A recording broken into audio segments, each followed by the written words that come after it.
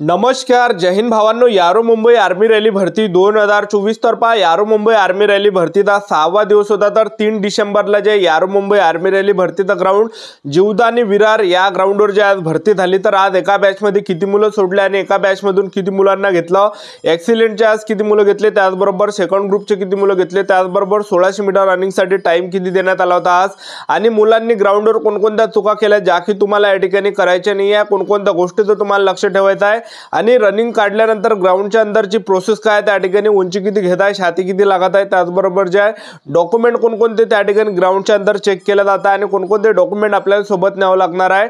त्याचबरोबर जे आपल्याला ग्राउंडच्या अंदरची प्रोसेस आहे त्या ठिकाणी काय काय आहे, ग्राउंडच्या अंदर कोणकोणते प्रोसेस त्या ठिकाणी होत आहे, त्याचबरोबर मुलं या ठिकाणी कोणकोणत्या चुका करत आहे ज्या की तुम्हाला करायचे नाही. तर संपूर्ण माहिती तुम्हाला सांगणार आहे. यारो मुंबई आर्मी रॅली भरतीचा आज 6वा दिवस होता. तर 3 डिसेंबरला यारो मुंबई आर्मी रॅली भरतीचा ग्राउंड कशा प्रकार झाले याबद्दलच माहिती सांगणार आहे.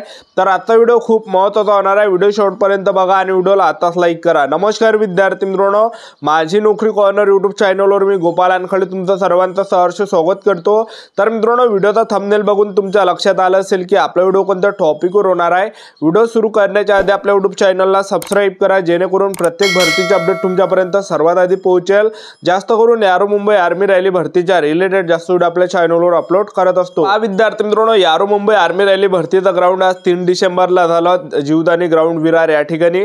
तर सर्वात पहिली जे मुलांनी आज चुका केल्या तर त्या ज्या केल्या, आज काय काय मुलं जे सकाळी जे विद्यार्थी मित्रांनो आले होते या ठिकाणी ग्राउंडवर 3 डिसेंबरला, तर त्यांना असं वाटलं की आपल्या हॉल तिकीटवर 3 डिसेंबर आहे, तर ते मुलं आज सकाळी त्या ठिकाणी आले ग्राउंडवर, त्यांना आर्मीवाल्यांनी डायरेक्ट घरी पाठवून दिलं. तर आपल्याला ह्या चुका करायच्या नाही, म्हणजे सांगायचं एवढंच की भरतीला एक दिवस अगोदर तुम्हाला या ठिकाणी पोहोचायचं आहे. तर ज्या विद्यार्थ्यांचा 3 डिसेंबरला ग्राउंड झालं यारो मुंबईचं, तर ते मुलं जे विद्यार्थी मित्रांनो 2 डिसेंबरला रात्री त्या ठिकाणी जीवदानी ग्राउंड विरार या ठिकाणी ग्राउंडवर हजर होते रात्री 7 ते 8 वाजतापासून. तर सांगायचं एवढंच की भरतीला एक दिवस अगोदर तुम्हाला या ठिकाणी यायचं आहे. आता ज्यांचे सुद्धा हॉल तिकीटवर जर समजा तुमच्या आता 4 डिसेंबर तारीख असेल तर तुम्हाला 3 डिसेंबरला रात्री 7-8 वाजता या ठिकाणी जीवदानी ग्राउंड विरार या ठिकाणी तुम्हाला हजर राहावं लागणार आहे, कारण की आर्मी भरतीची जी प्रोसेस आहे हे एक दिवस अगोदरपासून चालू झालेली राहते. ठीक आहे, 3 डिसेंबरला झालं ते मुलं रात्री 2 डिसेंबरला ग्राउंडवर हजर होते 7 ते 8 वाजतापासून. सर्वात अगोदर गेटच्या अंदर एंट्री दिला जातं आणि सर्वात अगोदर त्या ठिकाणी जे विद्यार्थी मित्रांनो हॉल तिकीट त्या ठिकाणी चेक केला जात आहे. त्याचबरोबर गेटच्या अंदर एंट्रीच्या वेळेस 3 डॉक्युमेंट चेक केला जात आहे, आधार कार्ड झालं, हॉल तिकीट झालं आणि नोटरी. तर ह्या 3 डॉक्युमेंटवर मुलांना ग्राउंडच्या अंदर एंट्री दिल्या जात आहे आणि हे 3 डॉक्युमेंट नसेल तर डायरेक्ट घरी पाठवल्या जाते. ठीक आहे, तर नोटरी खूप इम्पॉर्टंट आहे, नोटरी सुद्धा या ठिकाणी चेक केल्या जात आहे गेट पाशीच. तर हे 3 डॉक्युमेंट आपल्याला जे विद्यार्थी मित्रांनो सोबत ठेवायचे. ठीक आहे, तर ह्या 3 डॉक्युमेंटवर मुलांना ग्राउंडच्या अंदर एंट्री दिली आणि ग्राउंडच्या अंदर एंट्री दिल्यानंतर त्या ठिकाणी मुलांना त्या ठिकाणी बसून ठेवलं आणि आर्मीवाले त्या ठिकाणी मुलांना मोटिवेट करत आहे, मारत वगैरे काही नाही आहे ते. ठीक आहे, तर जास्त वेळपर्यंत बसून ठेवलं जातं मुलांना आणि बसून ठेवल्यानंतर जे सर्वात अगोदर त्यांची प्रोसेस होते. तर सर्वात अगोदर प्रत्येक विद्यार्थ्यांचे त्या ठिकाणी हॉल तिकीट स्कॅन केलं जातं. तर हॉल तिकीट सगळ्यांचे स्कॅन होणार आहे आणि हॉल तिकीट स्कॅन झाल्यानंतर त्या ठिकाणी जे 100-100च्या बॅचेस त्या ठिकाणी जे विद्यार्थी मित्रांनो तयार केल्या जातात आणि त्या ठिकाणी आर्मीवाले एका बॅचमध्ये जे बॅच त्या ठिकाणी ट्रॅकवर सोडायचे त्या बॅचला जे सर्वात अगोदर ते माहिती सांगत आहे की कसं धावत, आपल्याला काय धावायचं, 4 राऊंड आपल्याला धावायचे आहे, ठीक नको असे तसे ते माहिती सांगत आहे. आणि हे सर्व झाल्यानंतर आज त्यांनी एका बॅचमध्ये 100 मुले जे विद्यार्थी मित्रांनो 10-10च्या रांगेने त्या ट्रॅकवर बसवले. तर 100 मुले जे एका बॅचमध्ये आज सोडले आणि त्या ठिकाणी रनिंगसाठी त्यांनी स्टार्ट केलं, गो केलं आणि एका बॅचमध्ये 100 मुले सोडले आणि 100 पैकी जे विद्यार्थी मित्रांनो 41 मुलं आज घेतले, ज्यामध्ये ॲक्सिलेंटचे जे विद्यार्थी मित्रांनो 16 मुले होते आणि बाकी सेकंड ग्रुपचे मुलं होते.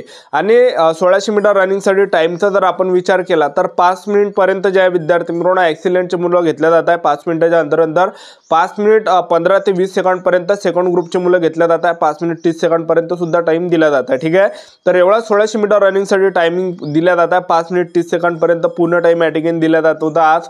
तर हे सर्व झाल्यानंतर ज्यांनी रनिंग काढली त्या मुलांना ग्राउंडच्या अंदर बसून ठेवला जात आहे आणि जे मुलं कटले रनिंगमध्ये त्यांचे हात त्या ठिकाणी बाल्टीमध्ये बुडवल्या जात आहे आणि त्यांना तिथून बाहेर केलं जात आहे.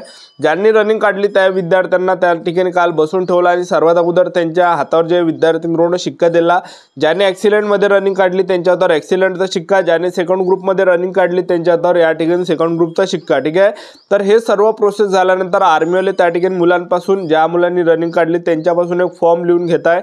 नॉर्मल फॉर्म आहे, कोणाला फॉर्म भरता येते. त्यामध्ये जे आपली पर्सनल माहिती लिहायची, आपलं पूर्ण नाव वगैरे झालं, ठीक आहे, फोटो वगैरे त्या फॉर्मवर चिपकावं लागते. आणि हे सर्व झाल्यानंतर ज्या विद्यार्थ्यांकडून त्या ठिकाणी एका विद्यार्थ्यांना त्या ठिकाणी उठवलं जात आहे.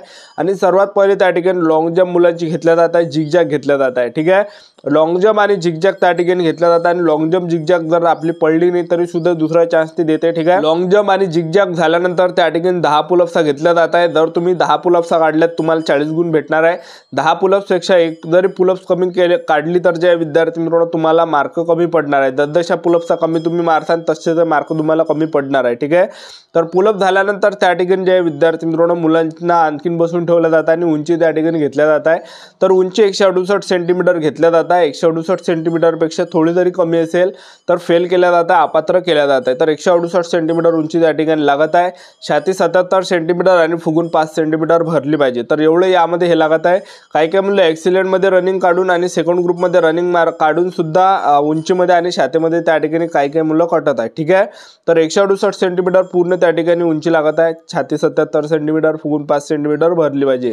तर हे सर्व झाल्यानंतर त्या ठिकाणी आणखीन मुलांना बसून ठेवलं आणि बसून ठेवल्यानंतर त्या ठिकाणी जे डॉक्युमेंट व्हेरिफिकेशनची प्रोसेस त्या ठिकाणी होत आहे. तर डॉक्युमेंट कोणकोणते लागत आहे तर 10वीचं मार्कशीट, 10वीचं बोर्ड सर्टिफिकेट, 12वीचं मार्कशीट, 12वीचं बोर्ड सर्टिफिकेट, TC, त्याला शाळा सोडल्यात दाखला सुद्धा आपण म्हणतो. शाळा सोडल्यात दाखला जर नसेल तुमच्याजवळ तर कॉलेजमधलं बोनाफाईड न्या, किंवा कॉलेजमधलं बोनाफाईड नसेल तर मग TC सोबत न्या, ठीक आहे. तर हे झाल्यानंतर कास्ट सर्टिफिकेट सोबत न्यावं लागणार आहे. डोमिसाईल तुम्हाला सोबत न्यावं लागणार आहे. कॅरेक्टर सर्टिफिकेट तुम्हाला लावावं लागणार आहे. पोलीस स्टेशनमधलं कॅरेक्टर सर्टिफिकेट त्या ठिकाणी लागत आहे, ठीक आहे. त्याचबरोबर जे अनमॅरिड सर्टिफिकेट सुद्धा या ठिकाणी चेक केलं जात आहे. त्याचबरोबर 50 फोटो तुम्ही सोबत नाही, ज्यांचं सुद्धा येणाऱ्या दिवसामध्ये ग्राउंड आहे, ज्यांना सुद्धा फुल कॉन्फिडन्स आहे की आपले ॲक्सिलेंटमध्ये किंवा सेकंड ग्रुपमध्ये रनिंग निघू शकते, तर 50 फोटो नाही. ज्या दिवशी रनिंग काढताना त्या दिवशी 25 फोटो लागते आणि मेडिकलच्या दिवशी 25 फोटो लागते. आधार कार्ड तुम्हाला न्यायचं आहे, सरपंचाचा रहिवासी दाखला, पोलीस पाटलाचा रहिवासी दाखला. तर हे जे मी डॉक्युमेंट तुम्हाला सांगितले हे सर्व ओरिजिनल त्या ठिकाणी न्यायचे आणि प्रत्येकाचे एक झेरॉक्स त्या ठिकाणी न्यायचे आहे. आर्मीवाले ओरिजिनल डॉक्युमेंट सुद्धा चेक करून राहिले आणि एक झेरॉक्स सुद्धा त्या ठिकाणी आर्मीवाले मुलांपासून घेते. आणि एक खूप इम्पॉर्टंट डॉक्युमेंट मी तुम्हाला सांगायचं राहिलं तर ते म्हणजे नोटरी. तर नोटरी खूप इम्पॉर्टंट या ठिकाणी आहे. तर ज्यांनी सुद्धा नोटरी केली नसेल तर आत्ताच करून घ्या. ज्यांचं सुद्धा येणाऱ्या दिवसामध्ये ग्राउंड असेल तर आत्ताच करून घ्या, कारण की नोटरी खूप इम्पॉर्टंट आहे. नोटरी जर नसेल तर गेटपाशी एंट्री सुद्धा दिल्या जात नाही. तर नोटरी कशी करायची आपल्याला तर पहा विद्यार्थी मित्रांनो, भरपूर मुलांचे असे कमेंट असते की ते 100 रुपयाच्या स्टॅम्प पेपरवर बनवायची काय, तर त्यावर बनवायची नाही आहे. 100 रुपयाच्या स्टॅम्प पेपरवर तुम्हाला नोटरी बनवायची नाही आहे, ठीक आहे. जेव्हा तुम्ही आर्मीचा फॉर्म भरला होता तर तुम्हाला त्या ठिकाणी जेव्हा तुम्ही सायबर कॅफेमध्ये फॉर्म भरला होता तर तेव्हा तुम्हाला त्या सायबर कॅफेला ॲफिडेविटचा फॉर्म दिला आहे. तर तुम्ही स्क्रीनवर बघू शकता या ठिकाणी. तर हा फॉर्म घेऊन तुम्हाला जायचा वकिलाच्या घरी आणि त्याला म्हणायचं की मला नोटरी करून देतो. तो तुम्हाला बरोबर नोटरी करून देते आणि 100 रुपयातच नोटरी करून भेटते. त्यानंतर जास्त पैसे मागितले दुसऱ्या ठिकाणी जातात, कारण की आपल्या जिल्ह्यामध्ये प्रत्येक गल्लीमध्ये जे ॲडव्होकेटचे घर आहे, वकिलाचे घर आहे, वकिलाच्या घरी जाऊन हे नोटरी तुम्हाला करायची आहे, ठीक आहे. आणि तुम्ही जर आता मुंबईमध्ये असाल, मुंबईमध्ये केली चालते, काही प्रॉब्लेम येत नाही. आपल्या जिल्ह्यामध्ये केली तर काही प्रॉब्लेम येत नाही, ठीक आहे. तुम्ही कुठे केलीत नोटरी काही होत नाही, ठीक आहे. तर हे होती विद्यार्थी मित्रांनो संपूर्ण महत्त्वाची माहिती. आजचा व्हिडिओ आवडला असेल तर व्हिडिओ लाईक करा, शेअर करा, सबस्क्राईब करा. आजच्यासाठी इथंच थांबतो. भेटूया नेक्स्ट व्हिडिओमध्ये. जय हिंद, जय भारत.